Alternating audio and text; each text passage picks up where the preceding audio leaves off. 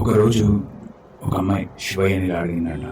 శివయ్య, అందరు నీకు పూజలు చేస్తారు, ఉపవాసాలు ఉంటారు, వాళ్ళు పూలు పండ్లు డబ్బు అన్నీ ఖర్చు పెట్టి మీకు ఘనంగా వైభవంగా చేస్తూ మీ భక్తిని చాటుకుంటారు.